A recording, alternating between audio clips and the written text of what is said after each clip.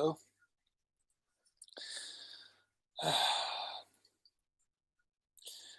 So I haven't gotten back on the mat today.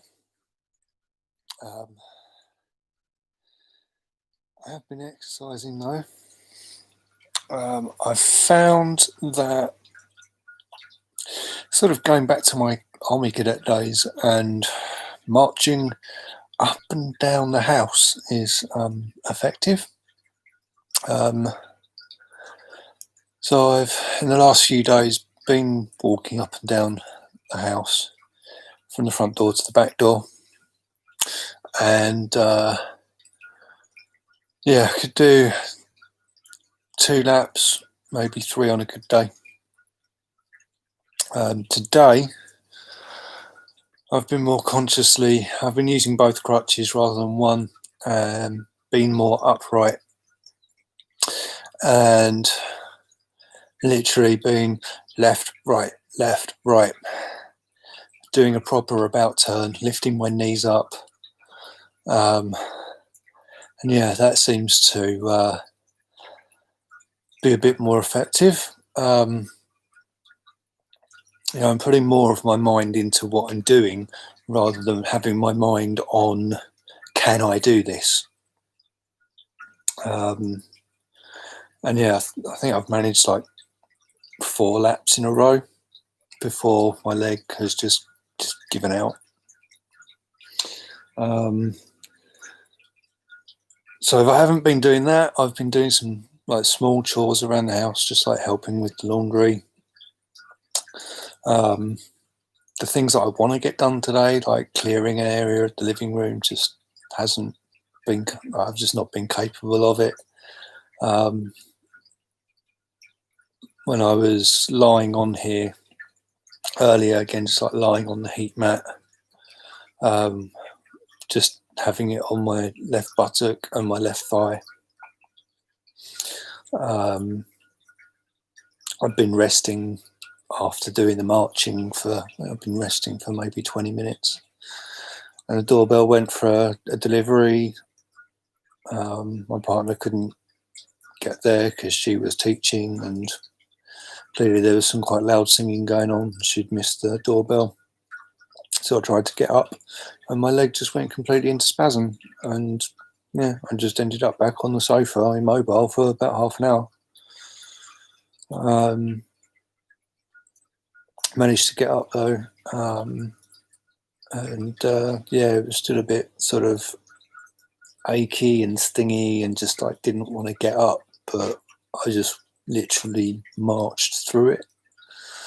So yeah, did a few more laps again, and yeah, then after like 3-4 laps my leg was just like, nope, need a rest again. So back on the sofa, back on the heat pad, back with the massage gun. Did some sort of stretches with my bad leg hooked over my right leg and then bringing it into my chest, like getting a good stretch in there, and then using the massage gun with the thumb fitting, and just really kind of getting into those deeper muscles, trying to get some trigger points, but I just can't seem to hit any trigger points. Actually, no, I did hit one when I was just going in, like literally digging into the front of my groin, like trying to hit the piriformis from the front side. And yeah, did hit something because it kind of went, kicked back against the gun. So I think my body's kind of recovering from that at the moment. You know, it's kind of just going, what are you doing to me? Leave me alone. But I've got to keep moving, you know, I can't just kind of stop and give up. So I'm going to have another go at doing the gentle exercises that I was doing the other day, and this time have some proper audio over the top rather than the Human Brain Project. Look up the Human Brain Project though, it's really, really good. So yeah, I mean, all I was doing, if I can just get that back and see if you can get, there we go. So to begin with, I've got my knees close to the sofa, And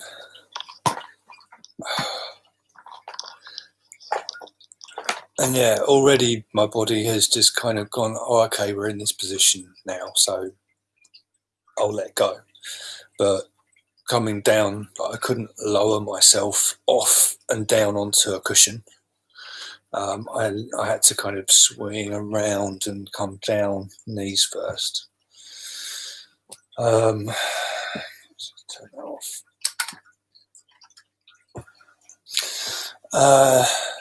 So yeah, with my knees close to the sofa,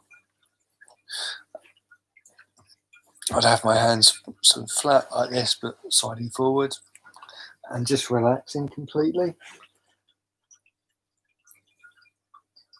Moving my knees back away from the sofa a little so that the, I probably need to move that back a bit. There we go. Pull my trousers up. There we go. So yeah, I brought my knees back a little bit so that my knees are immediately below my pelvis. So there's like a right angle. There's a pointer. Right angle coming down here. So my knees are directly below my pelvis, so that my pelvis is completely supported. And yeah, I'm coming at it from the perspective that my body is just not able to be in this position and doesn't want to let go, because that's where I was the other day. So yeah, I would come down, maybe like just cross my hands, just come into a comfortable position and head down and just relax. Because if I can relax with lying on my back with my knees up, then theoretically I should be able to relax like this. And yeah, just getting to a point where I am feeling safe in this position.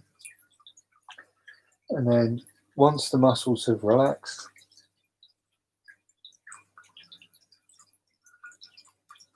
just doing some hip rotations.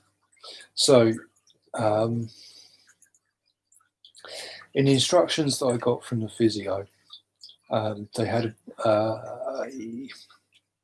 an exercise which is commonly called cat-cow. And cat-cow, if you don't know what you're doing, can be, not dangerous, but there's risks involved in doing it if you're not doing it properly. The reason being, when you come into this, it's supposed to be the cow mooing kind of arched back like this. If you're relaxing into that with your back dipped, so you're going into a back bend, if you relax into that, then you're not structurally supporting your back. And that's, I'm going to say it's dangerous. It's not so bad when you come into the cat position, when you're tucking the tailbone under and coming into the kind of arched back forward bend. The way to do it safely is to constantly lengthen from your hip bones, from your tip of your tailbone to the back of the skull. So when you inhale, your spine lengthens, and when you exhale, your spine shortens. When you inhale and your spine lengthens, if you actively keep your spine long, it will still, shrink and elongate with the breath. But having that active intention to keep your spine long supports your back. And then the movements, I'm going to keep my hands flat like this. Elbows, again, immediately below my shoulders. I'm going to lengthen from my armpits into my fingertips to the front of my shoulders so that my whole upper body is supported, and then go into that cat-cow, but using active support. So I'm lengthening my spine, tucking my tailbone under, lengthening my spine, and coming into a back bend, lifting my head, still lengthening. So it's continuously lengthening from the tailbone into the base of the skull. And you can also support the lengthening of the spine by lengthening from the tip of the chin to the back of the tailbone. Back of the tailbone? No, back of the skull. That's what I meant.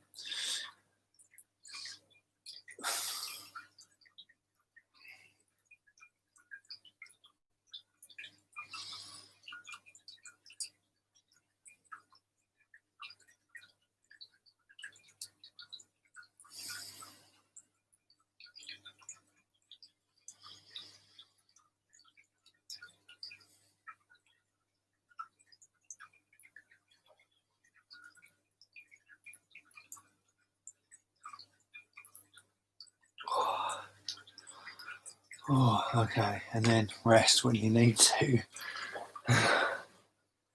Oh.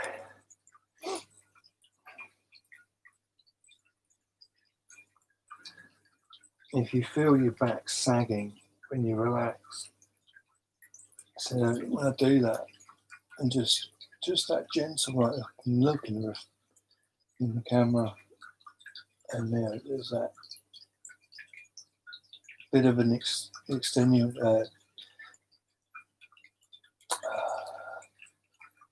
deepening of the lumbar spine. Not much, but at the moment I don't have much of a lumbar curve.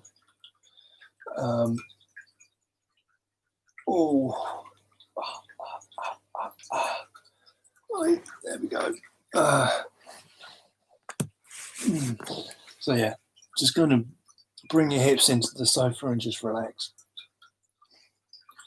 It's quite easy at the moment. This is a sofa bed, and we've got it down as a bed at the moment because I need to sleep alone because I'm a little bit twingy at night. Really, I'm quite a lot twingy at night.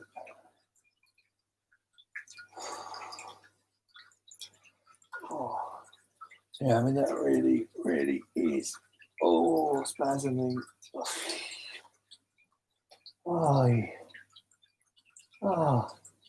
Like how many times did I do that? Like 6 times or something. Maybe 10, I don't know. But, oh my God, that's hurting.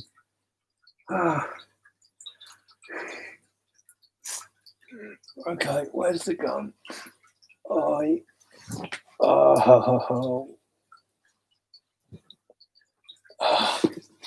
Oh yeah.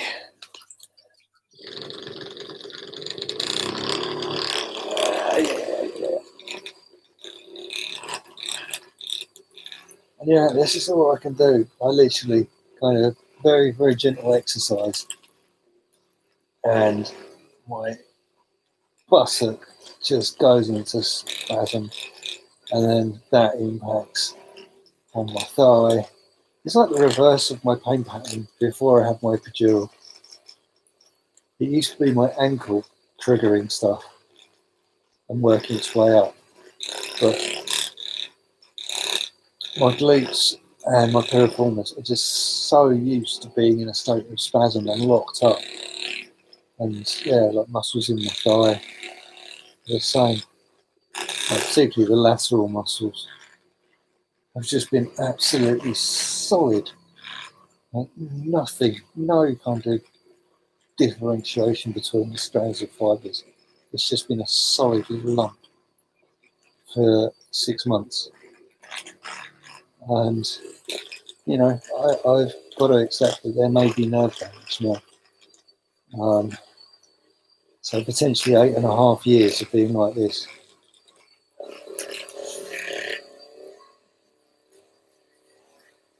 God, this looks so wrong.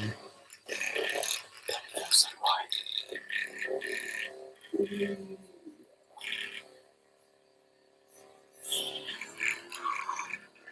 I have tagged this as not suitable for children, but you know.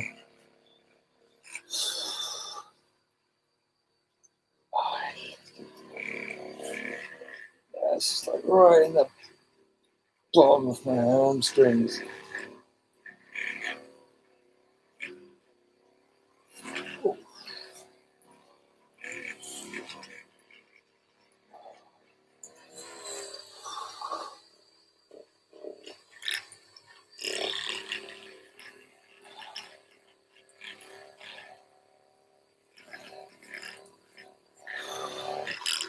Right. Right.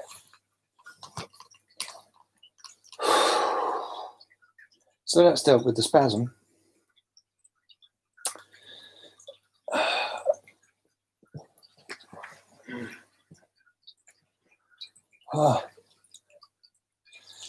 So the next thing I was doing the other day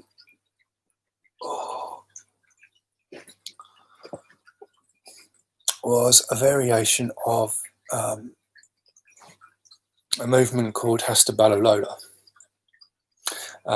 Hasta meaning hands, arms. So your arms start here. By the way, I've learned this from my partner who's studying the still singing method.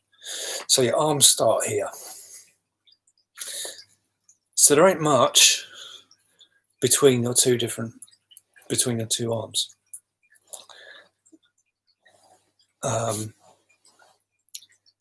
When you lengthen your arms in both directions, broaden across your palms, then you stabilise your collarbone and your whole upper body. So that's Hasta. Balulola is Balasan, child's pose. And Ulola is a wave, moving backwards and forwards, backwards and forwards, backwards and forwards, doing this movement. So I was doing that. So I'm going to move my cushion back a little. Oh, and let's see if I can give you a view there. Okay, there we go. So I'm going to again lengthen from the base of my spine to the back of my skull. Lengthen from my armpits to my fingertips where my fingernails are, up into the front of my shoulders. For this, in this variation, I'm going to keep my shoulders, or when I come up to this upper position, have my elbows more or less below my shoulders. On each inhalation, I'll come up to here. On each exhalation, I'll take my buttocks back towards my heels. Now, when I was doing this the other day, I couldn't, to begin with, was finding it difficult getting my buttocks to my heels. I'm a little bit looser now, which is good.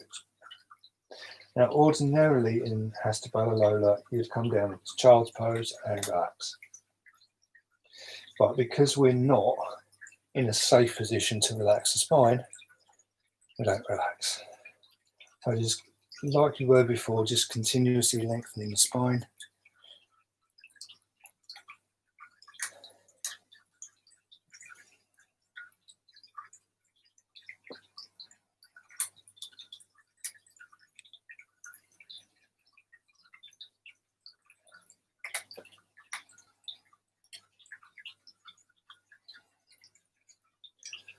And supporting the lengthening of the spine by the lengthening of the palate, which is from the tip of the chin to the base of the skull to the tip of the chin.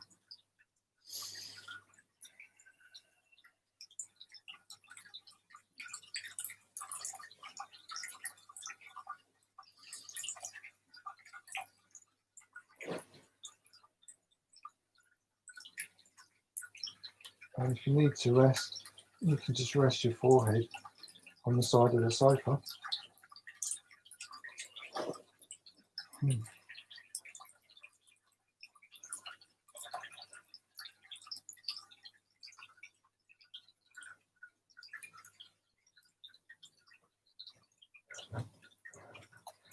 And when you feel ready, moving the pillow away a little. Let's see.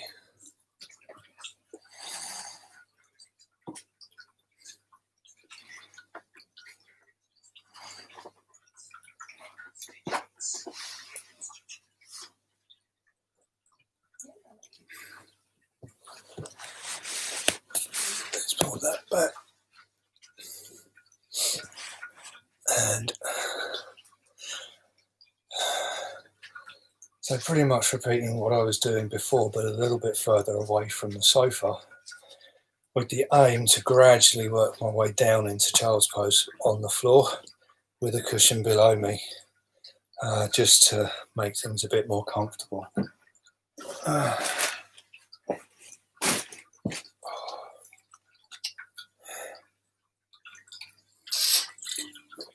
Oh.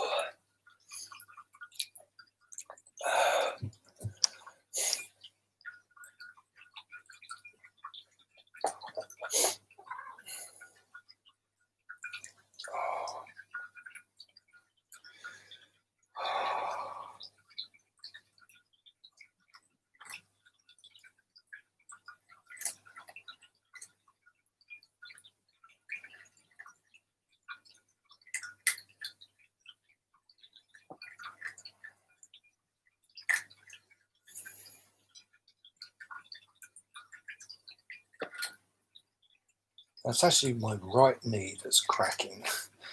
I'm guessing because it's had to take so much weight for such a long time.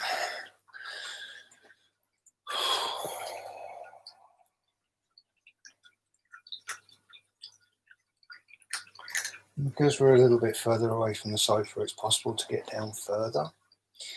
So I'm finding it's a lot easier. I can actually get my chest and rib cage into my thighs. So it's possible to relax here a little bit more.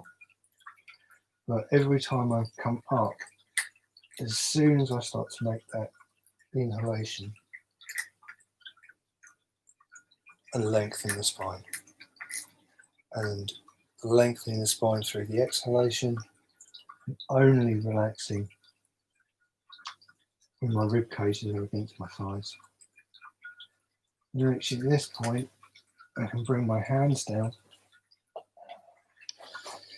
And again, still lengthening through my arms in both directions and broadening across my palms. I'm now going to lower my elbows to the floor.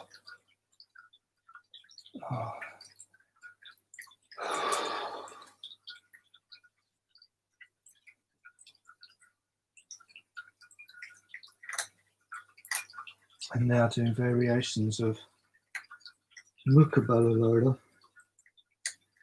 Muka meaning head. So rather like the movement we were doing before, we're including a variation that's moving the head.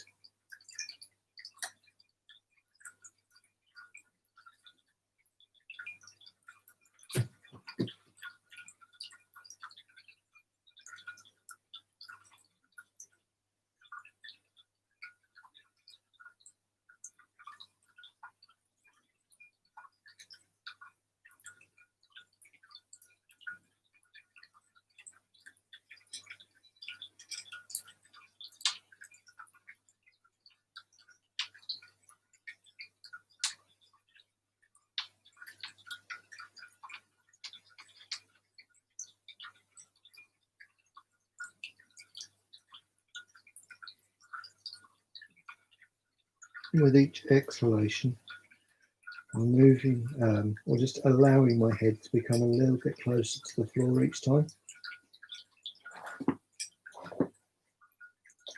with the intention of reaching a point where I can just completely relax into child's pose.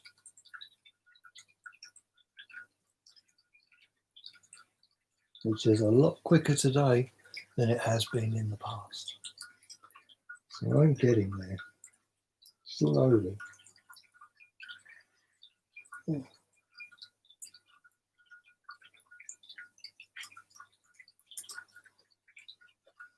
once I'm down in child's pose, should I move this? Aye. There we go. Right. So once I'm coming down to child's pose,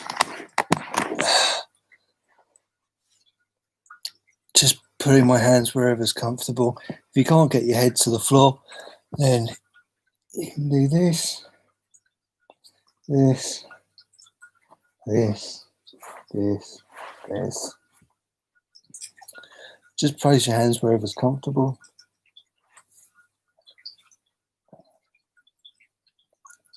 And allow your whole body to relax.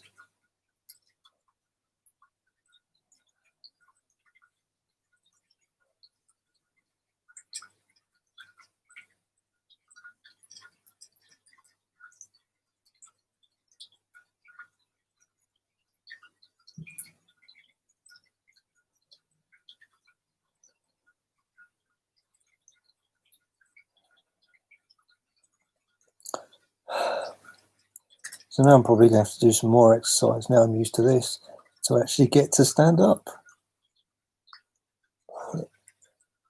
We're over 25 minutes already, so I guess if I make a video tomorrow, then I'll manage to stand up. Bye.